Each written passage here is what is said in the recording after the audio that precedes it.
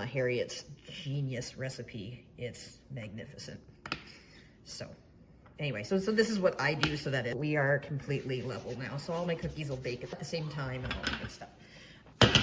So I'm gonna make some for the ghosts and some for the pumpkins. Wait till you see what we have really cool things in store for that, by the way, for the ghosts and pumpkins.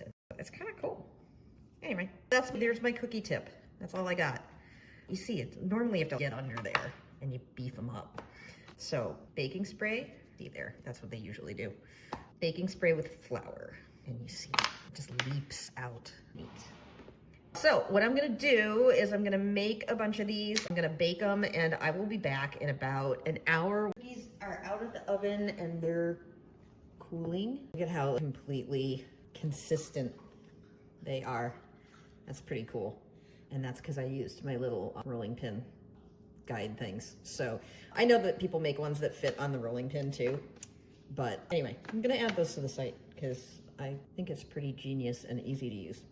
Anyway, so while these are continuing to cool, we're gonna make our shiny cookie icing. So all that is very simple, doesn't even need a mixer, and it dries hard on the outside, on the top, but it stays gushy in the underneath. And so it's very pleasant to eat.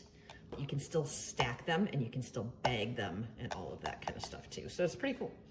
So that's just normal powdered sugar. The reason I'm sifting it is because I'm gonna add Wickedly White because it's translucent.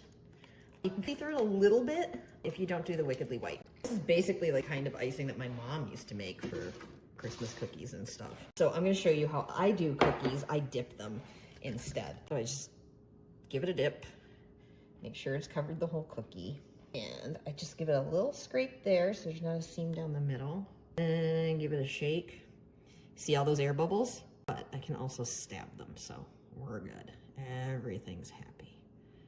And we just give it a little shake. So that it looks like it's gonna be pretty good. So I'm gonna set these aside, and then tomorrow, I'm gonna let them dry overnight, and tomorrow we're gonna finish them. And I'm gonna bring out some other new products, and I'm gonna have one of my neighbor kids come over. So these are dried for overnight. You can stack them, you can bag them, they're not gonna stick, which is kind of cool. And you can play with them with markers, all sorts of stuff. But I'm going to see, as I always do live, how these work with my new icing sheets. I've got my Wicked Sticky Edible Glue, and we're gonna use a very little bit. So this is basically an edible sticker now. Oh my God, that's cute. So let's do a ghost. Oh my God, mega cute. Guys, I'm back, and I've got a pair of guest hands. Hello. This is my neighbor Piper, and she's gonna help us with the rest of the stuff. So hit it, girl. Okay. If you haven't used our edible markers, they're really fun. Halloween, man. You get to do whatever you like. It's gonna be smiling. Oh my God, this is amazing. And give me a thumbs up, Piper.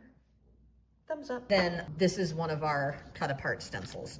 So I'm just gonna snip here. They are made to fit the stencil genie if you are a stencil genie person. And I think everybody should be a stencil genie person because it's amazing and it holds. So check my site out, search stencil genie, and you'll see a video on how to use that. I forgot to grab one. So we're gonna wing it. So I'm just gonna try and hold it down gently. Put the royal over the cookie.